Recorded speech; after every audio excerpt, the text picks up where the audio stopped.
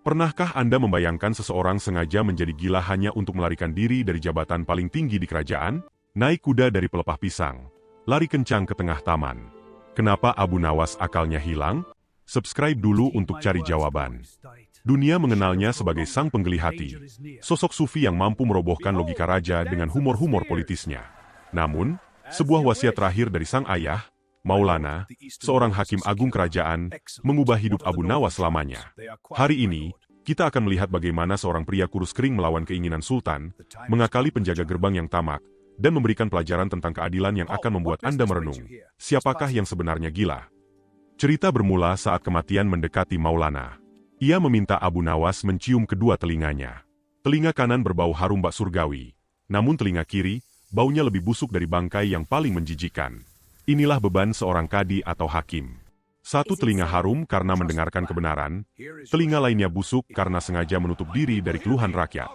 Sang ayah memberi pilihan, menjadi hakim dan menanggung risiko itu, atau mencari alasan masuk akal agar sultan tak memilihnya.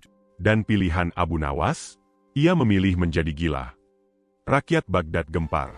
Calon hakim agung mereka kini nampak tak waras. Saat utusan sultan datang, Abu Nawas malah menyuruh sang wazir memandikan kuda, batang pisangnya di sungai. Bahkan di hadapan Sultan Harun al-Rashid, ia bertingkah ugal-ugalan. Ia berkata dengan wajah tanpa dosa, "Baginda, terasi itu asalnya dari udang." Sebuah penghinaan bagi raja.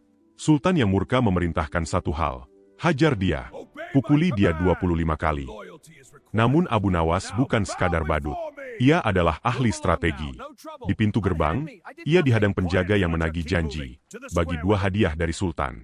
Penjaga itu mengira akan mendapat emas. Namun ia tak tahu bahwa hadiah yang dibawa Abu Nawas adalah rasa sakit.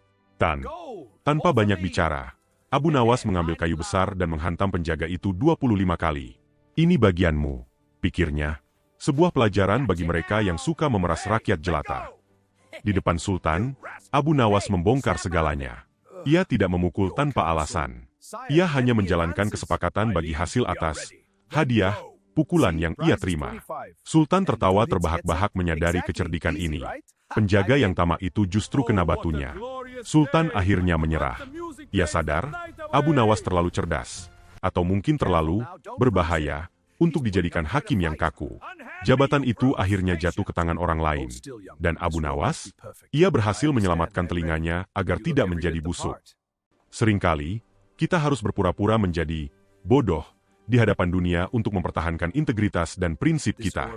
Abu Nawas mengajarkan bahwa kekuasaan tanpa keadilan hanyalah akan membawa bau busuk dalam hidup kita. Ia menolak menjadi hakim, namun sepanjang hidupnya, ia adalah penasihat yang paling jujur bagi sang raja. Moral dari kisah ini, berhati-hatilah dengan apa yang Anda dengar. Jangan sampai satu telinga Anda harum karena pujian, sementara telinga lainnya busuk karena mengabaikan jeritan orang yang membutuhkan. Jika kisah kecerdikan Abu Nawas ini membuka pikiran Anda, tekan tombol like dan bagikan video ini.